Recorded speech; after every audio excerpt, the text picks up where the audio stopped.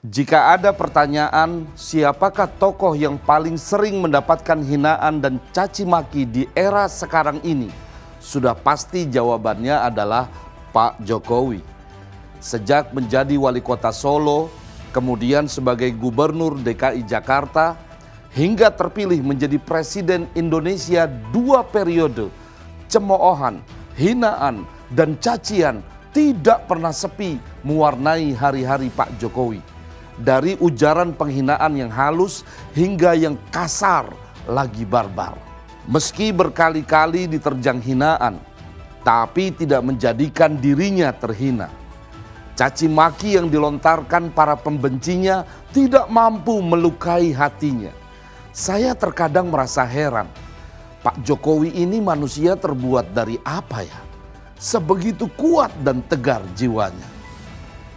Dan seperti biasa, Jokowi menanggapi dengan tenang dan senyuman.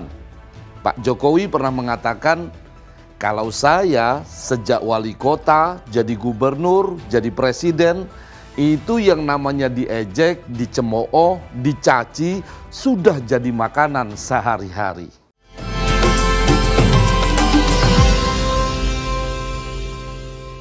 Roky Gerung kembali membuat kehebohan dan kegaduhan publik. Gara-garanya pada sebuah video yang ditayangkan channel YouTube SPSI, Roky Gerung melontarkan sebuah ungkapan yang dinilai oleh banyak pihak telah menghina Presiden Jokowi. Pada acara konsolidasi organisasi buruh yang katanya akan menggelar demo di Jakarta pada 10 Agustus 2023 mendatang, Roky menyampaikan pidato penuh nuansa hujatan kepada Presiden Jokowi. Sebetulnya sih tidak ada yang baru yang disampaikan oleh Roky Gerung. Sudah biasa dia menghujat Jokowi dengan narasi IKN atau menyerang kebijakan pemerintah bekerja sama dengan Cina. Tapi kali ini Roky Gerung kebablasan. Ia menuduh Presiden Jokowi hanya memikirkan nasibnya sendiri dan tidak memikirkan nasib masyarakat Indonesia. Dan secara demonstratif, Roky Gerung menyebut Jokowi sebagai bajingan yang tolol. Tetapi ambisi Jokowi adalah mempertahankan legasinya. Dia masih pergi ke Cina buat nawarin IKN. Dia masih mondar-mandir dari satu koalisi ke koalisi yang lain untuk mencari kejelasan nasibnya. Dia memikirkan nasibnya sendiri. Dia nggak pikirin nasib kita.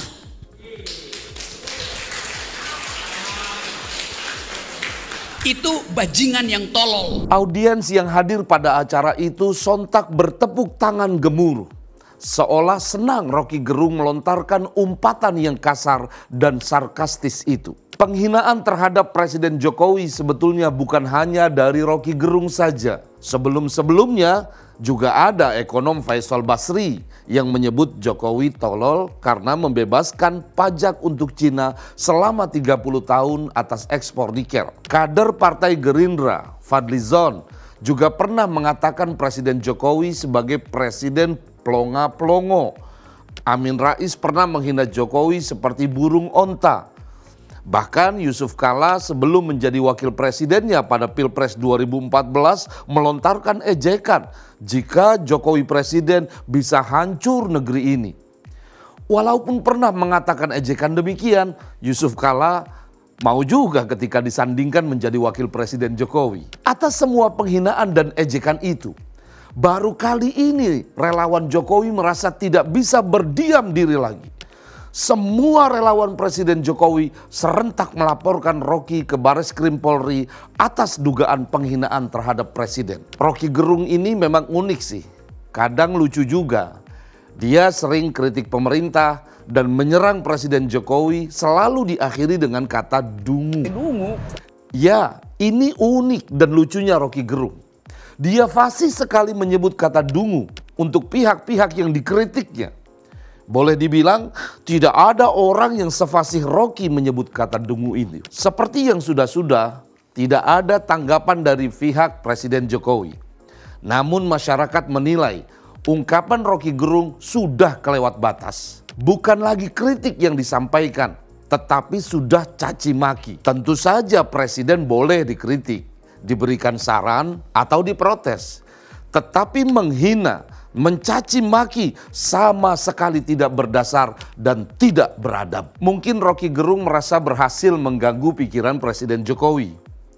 Namun seperti biasanya, Pak Jokowi tidak ambil pusing atas semua hinaan dan serangan politik dari para pembencinya. Berbagai cap yang melecehkan rasa kemanusiaan tidak ditanggapi dengan cara garang.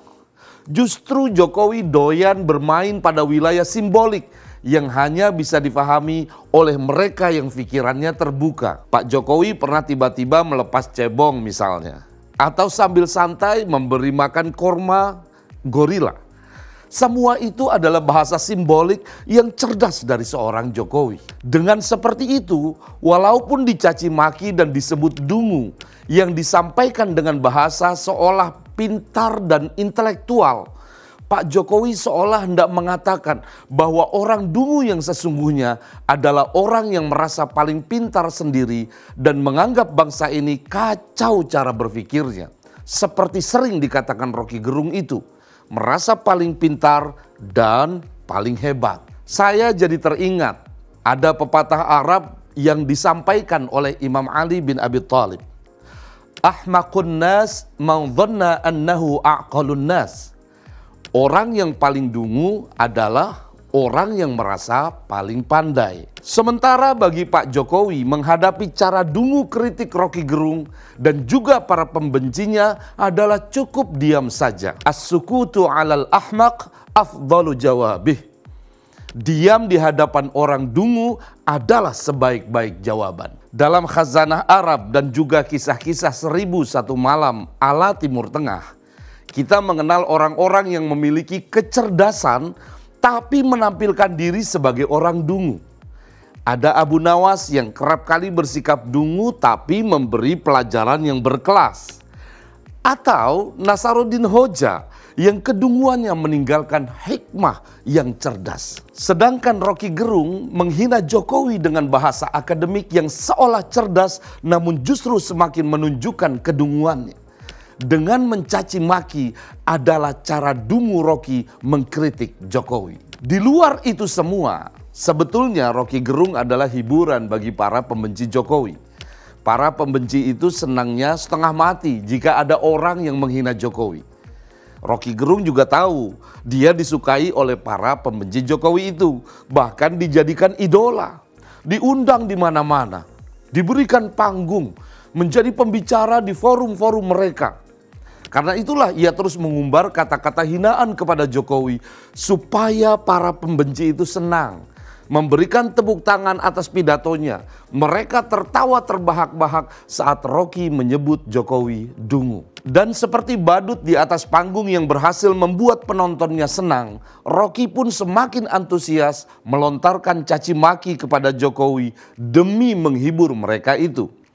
Maka dengan semangat Rocky Gerung menyebut Jokowi bajingan tolol yang segera disambut dengan tepuk tangan bergemuruh. Demokrasi memang memberikan kebebasan berbicara, menyampaikan kritik kepada siapa saja, termasuk mengkritik presiden. Kebebasan berpendapat dilindungi oleh undang-undang. Kebijakan dan keputusan pemerintah boleh dikritik, boleh ditanggapi, boleh juga dikomentari. Sepanjang kritik tersebut dilakukan secara beretika dengan maksud mengingatkan dan memberikan nasihat yang membangun, bukan karena kebencian. Imam Abu Hamid Al-Ghazali menulis buku yang menekankan pentingnya kritik dan nasihat kepada pemerintah. Bukunya itu berjudul At-Tibrul Masbuk fi Nasihatil Muluk. Kritik adalah memberikan nasihat setelah adanya pertimbangan dan observasi. Kritik dilakukan dengan memberikan solusi-solusi dan masukan yang lebih positif. Namun perlu diperhatikan, menyampaikan kritik harus dilakukan dengan prasangka yang baik, jujur dan benar. Tidak mencaci maki, tidak menghina, dan tidak merendahkan orang lain. Inilah asa saya, asa Ayah NH.